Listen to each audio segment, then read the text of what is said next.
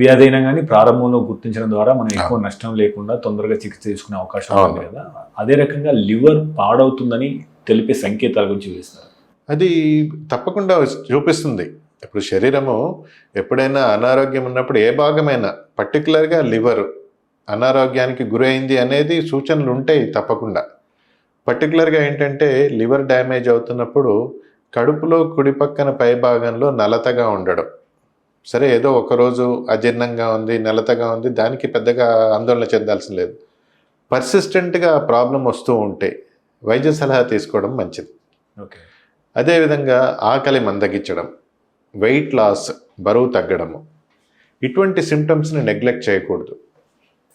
ఎప్పుడో 2-3 నెలలకు ఒకసారి ఎప్పుడో కొంచెం నలతగా ఉంది, అజీర్ణంగా ఉంది, దాని మూలంగా ఇబ్బంది అవుతుంది, ఇట్స్ ఓకే.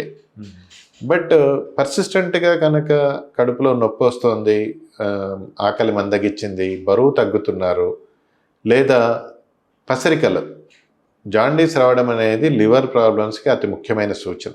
ఓకే. కడుపులో నొప్పితో పాటుగా జాండీస్ ఉండడం ఇంకా ప్రమాదకరమైన ఇబ్బంది. ఓకే. దీంతో పాటుగా చలి, జ్వరము రావడం, అంటే కడుపులో నొప్పి, పసరికలు రావడము, కడుపులో నొప్పితో పాటుగా చలి, జ్వరం రావడం, ఇది ఇంకా ఇబ్బందికరమైన విషయం.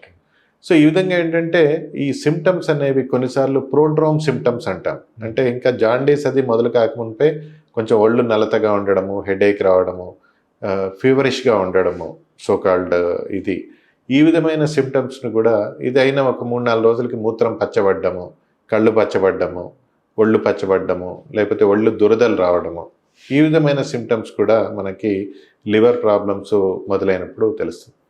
ఇవి నెగ్లెక్ట్ చేసినప్పుడు లివర్ ప్రాబ్లం ఎప్పుడైతే బాగా ముదురుతుందో అప్పుడు తీవ్రమైన పసరికలు ఏర్పడము, లెమన్ ఎల్లో జాండీస్ అంటారు. అంటే నిమ్మకాయ ఎల్లోనెస్ ఎట్లా ఉంటుందో అంత పచ్చగా కళ్ళు మారిపోతాయి, లెమన్ ఎల్లో జాండీస్.